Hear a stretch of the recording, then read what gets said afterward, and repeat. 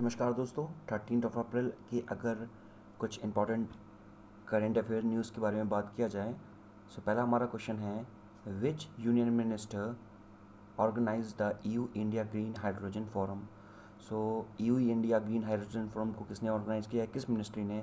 So it is the ministry of new and renewable energy. ठीक है। सो ये पहली बार हुआ है कि हमारा first EU India Green Hydrogen Forum को ऑर्गेनाइज किया हुआ है।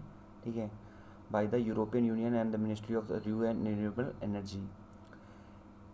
It was launched in the cooperation with the Confederation of the Indian Industry, यानी कि जो CII है उसके कॉपरेशन से और हाइड्रोजन यूरोप के कॉरपोरेशन से इसको ऑर्गेनाइज किया हुआ है। ठीक है। नेक्स्ट क्वेश्चन बात करते हैं, which state has set up the committee on the uniform civil code headed by the जज रंजन प्रकाश देसाई। ठीक है, यूनिफॉर्म सिविल कोड जो है ये हमारे संविधान के आर्टिकल 44 के अंतर्गत आता है। इसमें ये बताता है कि किस सारे धर्मों के लिए, सारे लोगों के लिए एक यूनिफॉर्म सिविल कोड होना चाहिए ऑल ओवर इंडिया में, जिसको हर कोई मानेगा। अगर सिर्फ अभी की बात करें तो अभी यूनिफॉर्म सिविल कोड सिर्फ हमारा कहाँ पर है, सिर्फ गोवा में एप्लीकेबल है।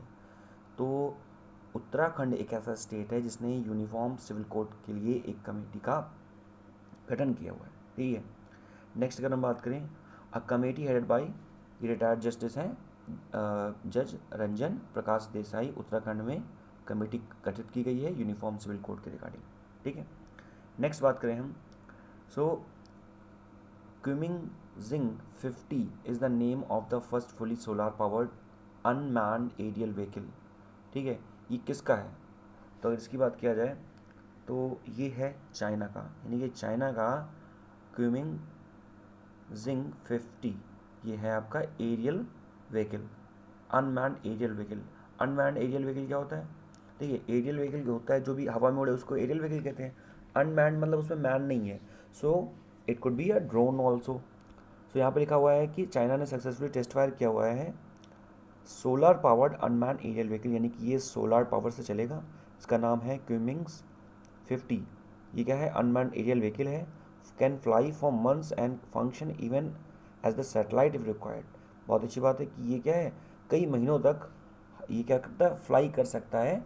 और इसकी पेलोड कैपेसिटी भी होगी। देखिए जो भी ड्रोन्स होते हैं उसका काम क्या होता है, निगरानी रखना, सर्विलेंस के लिए काम आना। ठीक है, अगर एक अच्छा बड़ा ड्रोन है आपके पास तो आप पेलोड कैपेसिटी कैरी कर सकते हो। ठीक है, वॉर के टाइम पर आप वो जो आपके जो भी आर्सेनल्स हैं उसको आप माइग्रेट कर सकते हो। तो ये सारा काम होता है इसका।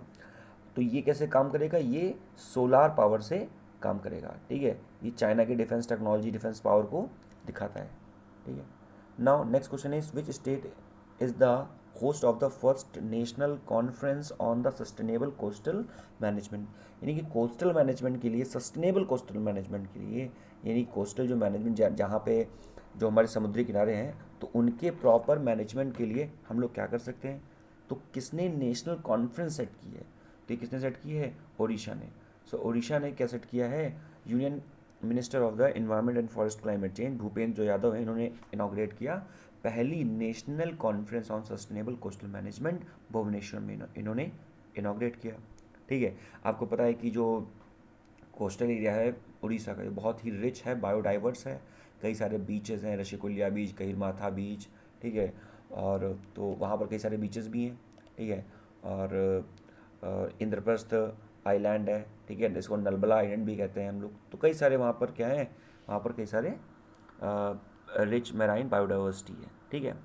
The conference focus on enhancing the climate resilience of the Indian coastal community. जो क्लाइमेट रेजिलियंस है इंडियन कोस्टल कम्युनिटी का, उन पर ध्यान देना है। और ये अटेंड किया गया 13 coastal states of the India with focus to 3 interrelated theme of the coastal marine biodiversity.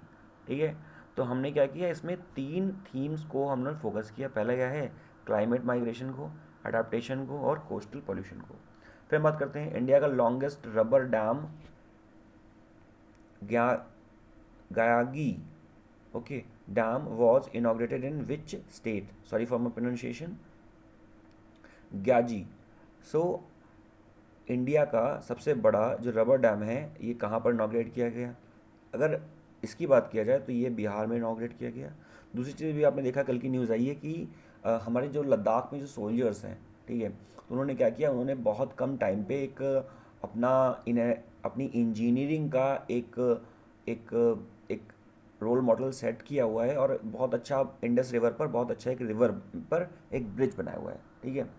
सो ये क्या है, बिहार में, बिहार के चीफ मिनिस्टर, ये पता है यहाँ पे गवर्नमेंट के नीतीश कुमार अभी चीफ मिनिस्टर हैं, तो उन्होंने इनॉग्रेट किया इंडिया का सबसे बड़ा लॉन्गेस्ट रबर डैम है, ठीक है, और इसका नाम क्या है, ग्याजी डैम। और किस रिवर पे है ये, फाल्गु रिवर पे है, जो कि stretch of the sand dunes के स्ट्रेच है, ठीक है। तो आज के लिए इतना ही, मिलते हैं नेक्स्ट वीडियो में, थैंक यू।